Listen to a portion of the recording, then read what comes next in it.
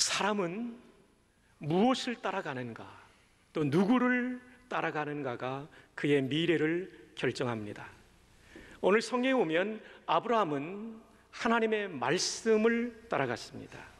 하나님의 말씀을 따라갔다는 얘기는 곧 하나님을 따라갔다는 얘기죠.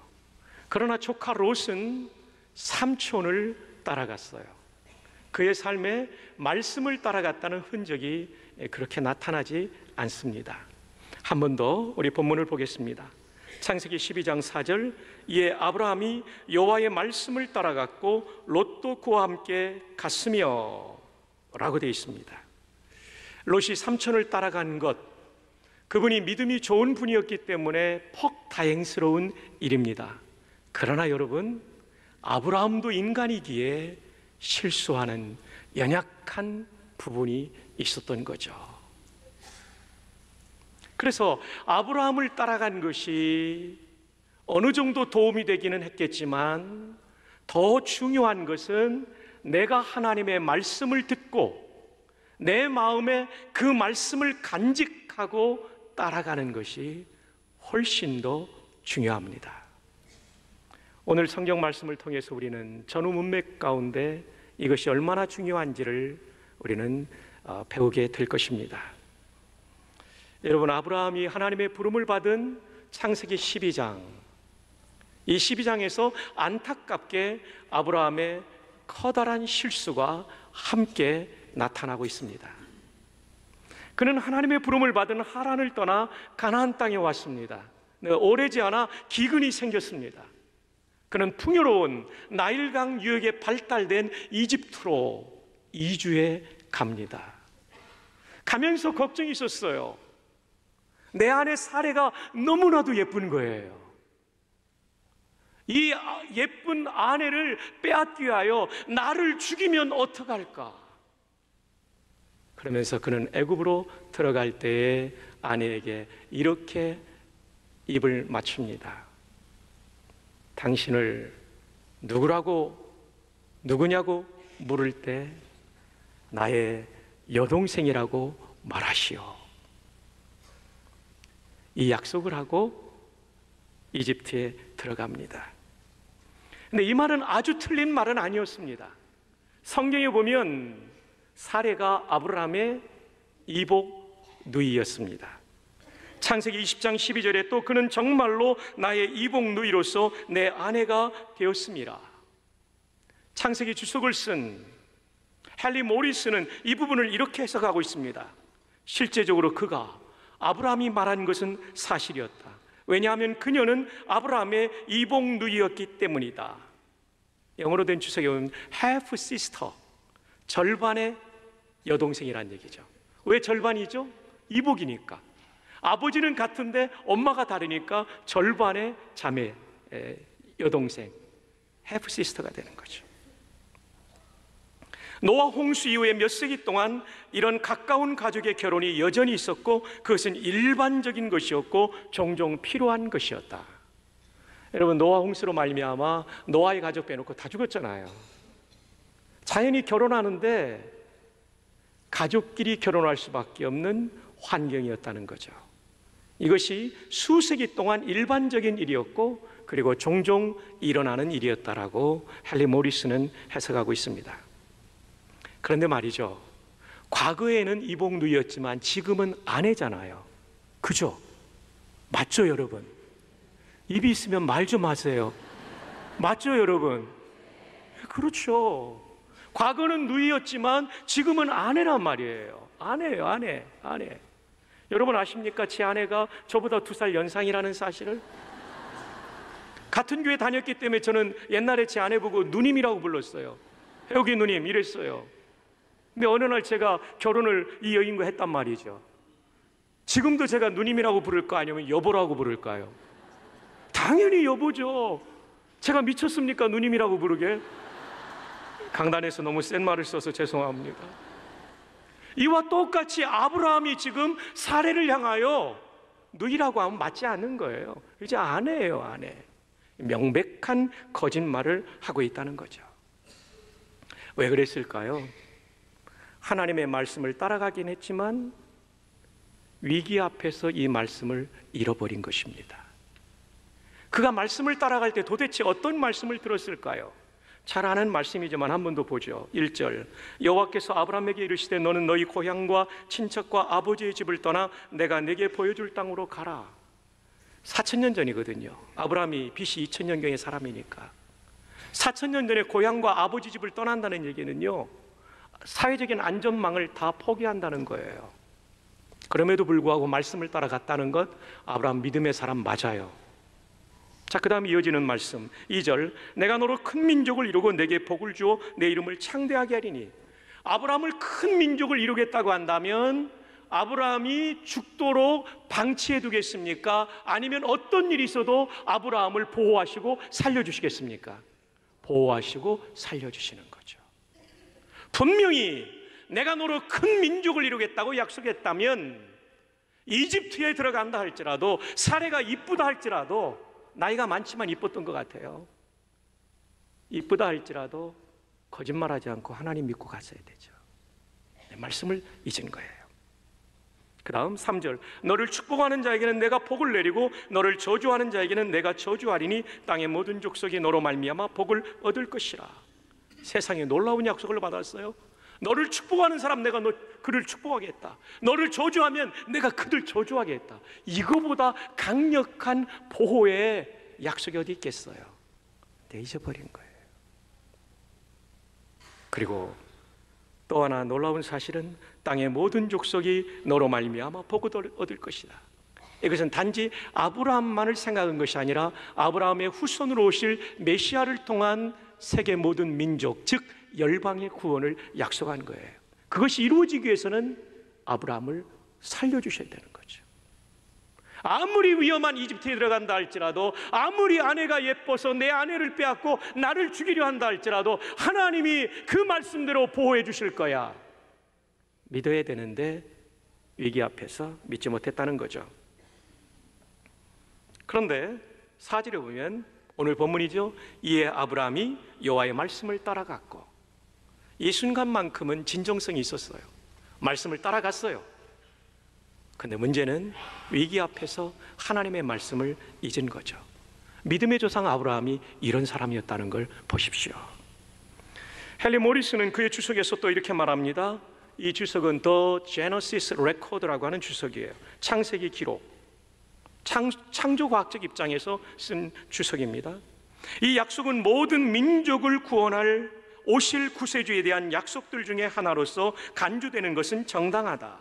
하나님께서는 오래전에 구세주는 인간의 가족으로 태어날 것을 분명하게 약속하셨다. 그 약속이 뭡니까? 창세기 3장 15절에 구세주는 여자의 후손으로 올 것을 약속하셨기 때문이다. 이제 아브라함에게서 그 약속이 바로 그의 가문을 통하여 성취될 것임을 분명하게 드러내셨다. Now it becomes clear. 분명하게 드러나게 하셨다는 거예요. 이런 엄청난 약속을 받은 분이 아브라함이에요. 그러나 이 약속을 받고 말씀을 따라가고 가나안에 왔고 기근이 오니까 이집트로 갔을 때 그는 이 말씀을 잊어버리죠. 여러분, 그리고 거짓말을 해요.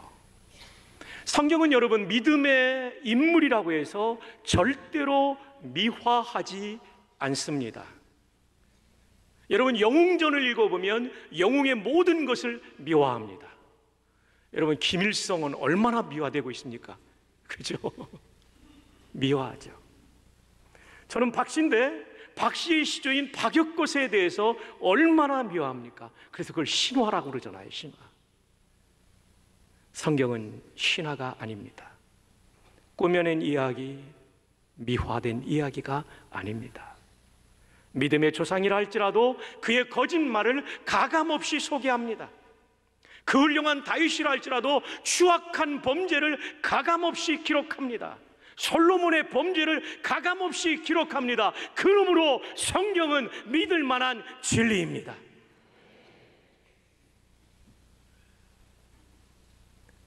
아브라함의 이 거짓말을 통해 우리는 적잖이 위로를 받습니다. 왜냐하면 우리도 거짓말하기 때문입니다. 근데 하나님이 이분을 바꿔가시죠. 바꿔가세요. 오늘 본문이 창세기 12장인데 22장에 가면 하나님의 말씀을 따라 백세 얻은 아들을 번제로 드리죠. 거의 죽이려고 하는 순간 하나님이 붙잡죠. 바뀐 거예요.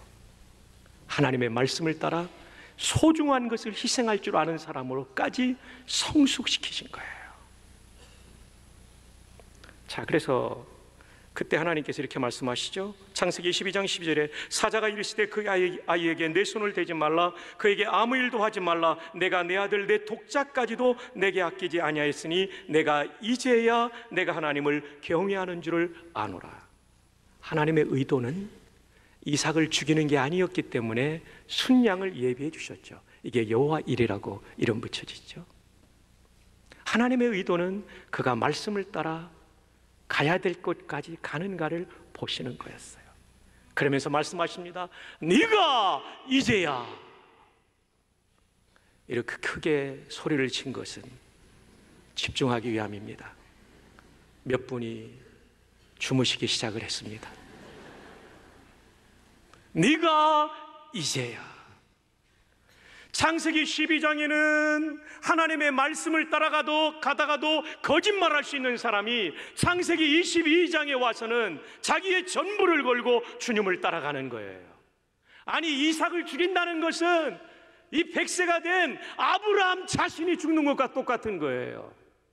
창세기 12장에서는 죽지 않으려고 거짓말했지만 창세기 22장에서는 죽음의 자리까지 순종하는 것입니다. 네가 이제야. 그리고 내 씨로 말미암아 천하 모든 민족이 구원을 받겠다는 약속도 성취됩니다. 마태복음 1장 1절 아브라함과 다윗의 자손 누구라고요? 예수 그리스도. 예수 그리스도를 소개할 때 아브라함의 자손이라고. 창세기 22장에, 아니 12장부터 예언되었지만 22장에 모리아 산에서 예언하신 그 메시아가 바로 예수 그리스도라고, 아브라함의 후손이라고. 그리고 그 메시아이신 예수님은 모리아 산에서 죽임을 당하죠. 놀라운 일치죠. 놀라운 일치죠. 오늘 말씀을 통해 우리가 배울 것이 무엇입니까? 우리 인생의 최대의 사건은 예수님을 구주로 믿은 거예요. 그 다음에는 말씀을 따라가는 거예요. 이것을 잊지 마십시오. 예수를 믿는 것은 내 인생의 최대의 사건입니다. 왜냐하면 내 신분이 바뀌어요. 하나님과 상관없던 내가 하나님의 아들과 딸이 되어 그분의 보호를 받는 인생이 시작되는 것입니다. 저도 아버님 일찍 돌아가시고 육신의 아버지 세상 떠나고 가난한 집의 아들이었지만 하늘 아버지가 제 인생을 인도하시더라고요.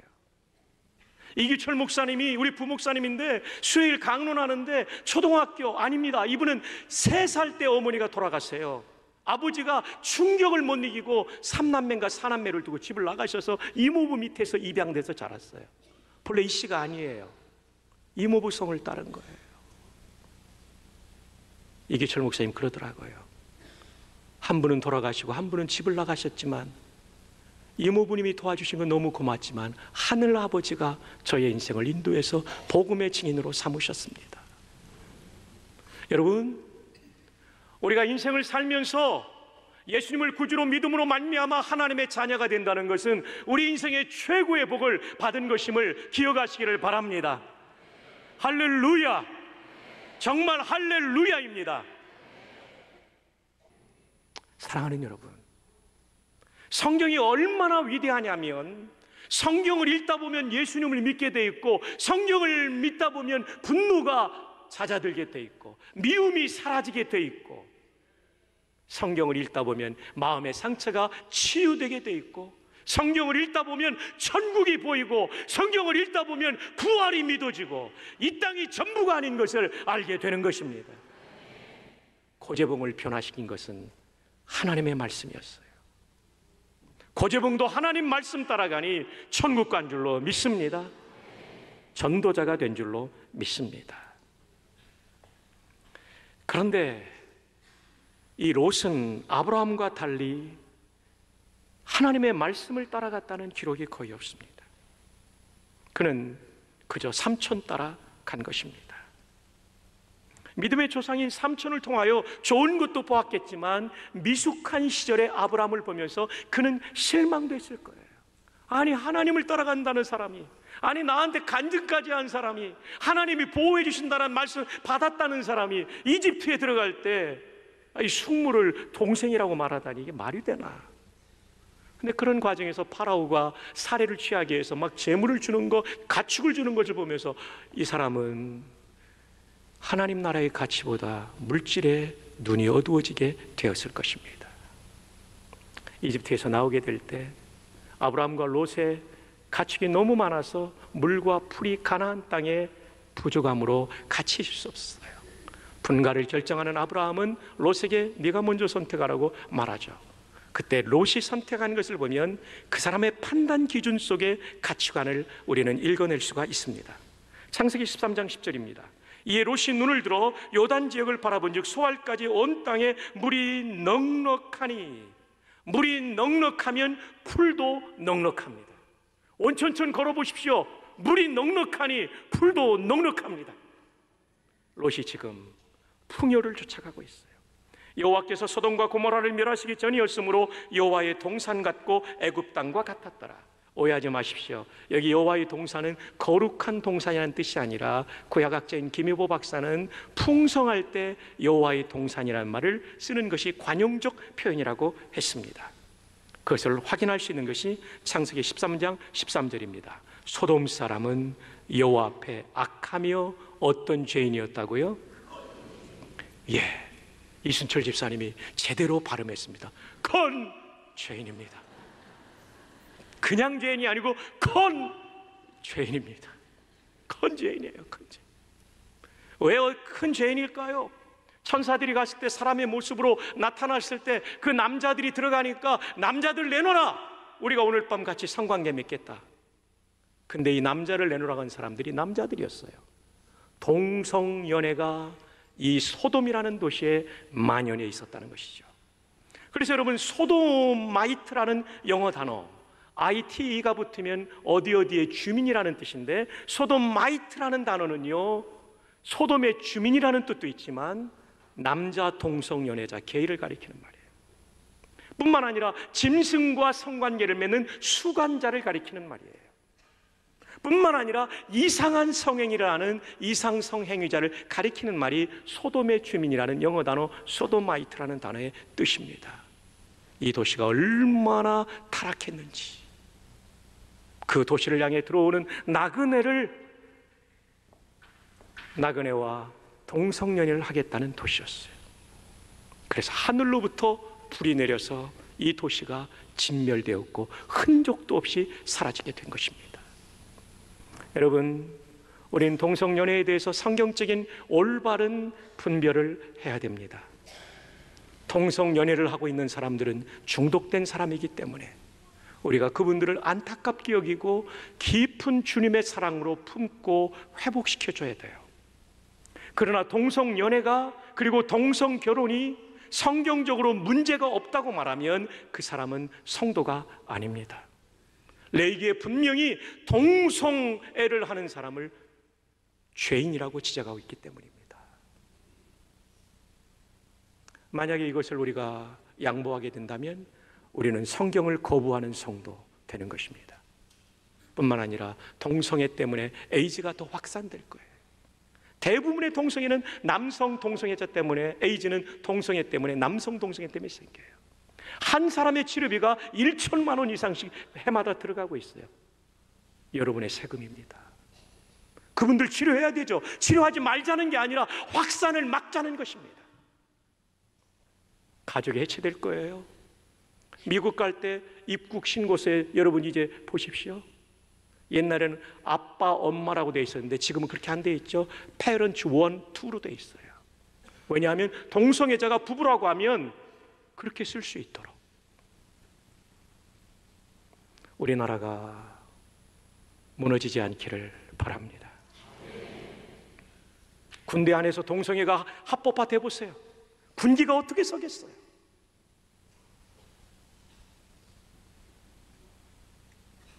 가족을 해체하는 것입니다. 우리는 그들을 사랑으로 돌보고 회복시켜야 되지만 동성애를 우리는 합법이라고 인정할 수 없습니다. 동의하시면 아멘. 동의하시면 아멘. 분명한 기준을 가지고 있어요. 우리의 기준은 성경입니다. 만약에 이 선이 무너지면 그 다음 단계가 뭐냐면 성경을 금소로 정해버리려고 할 겁니다. 왜냐하면 동성애가 죄라고 성경에 나오니까 성경을 금소로 정해버릴 거예요. 개종전도 금지까지 나아가게 될 거예요. 이 나라가 어떻게 되겠습니까? 여러분, 소도마이트, 이 소돔의 타락을 우리는 보게 돼요. 롯은 지금 내 영혼이 어떻게 되느냐는 상관없어요. 물이 많으면 돼요. 풀이 많으면 돼요. 내 사업이 잘 되면 돼요. 그게 전부일까요? 아니요. 성공했는데 망하는 길로 걸어가게 되는 것이죠. 결국 19장에서 롯은 완전히 망해버립니다. 그리고 다시는 등장하지 않죠. 물론 신약에 나타나긴 하지만 너무나 안타깝습니다. 그리고 그가 딸들과 낳은 모압과 암몬이 두고두고 이스라엘 민족을 출애굽 때부터 지금까지 괴롭히는 거예요. 여러분, 사람 따라가면 이렇게 된다는 것을 꼭 기억하시기를 바랍니다. 아브라함을 따라가도 이렇게 된 거예요. 교회 안에 있는 누구를 따라가지 마시고 하나님 말씀을 따라가기를 바랍니다. 그것이 곧 하나님을 따라가는 것입니다. 이민 목회할 때 제가 존경한 분은 김용훈 목사님, 워싱턴 열린문 장로교회 목사님이십니다. 제가 이 선배님을 좋아해요. 진짜 목사거든요. 이분의 책 하나님의 사람은 은혜로 삽니다 47쪽에 보면 이런 이야기가 실려 있습니다. 오페라 춘희로 유명한 작곡가 베르디가 오페라 춘희를 작곡했죠. 그의 첫 작품의 첫 연주를 이탈리아의 플로렌스에서 연주했대요. 왜냐하면 플로렌스가 가장 뛰어난 음악의 도시니까 플로렌스에서 인정받으면 이탈리아 전역의 인정을 받는 것이었어요. 그가 초연을 마쳤을 때 그 빽빽하게 들어선 관중들이 우레와 같은 박수를 치는데요, 이 베르디는 관중들을 주목하지 않았어요. 오직 한 사람에게 집중했어요. 그분이 누구냐면 최고의 음악가인 로시니라는 음악가였어요. 관중의 박수보다 로시니의 인정이 더 중요했기 때문에 로시니를 뚫어지게 쳐다보고 있는데 얼굴이 밝아지면서 박수를 쳐주는 거예요. 그제서야 됐구나, 베르디가 됐구나, 춘희가 됐구나 라고 생각했던 거예요. 여러분, 신앙생활이 바로 이거 아닐까요?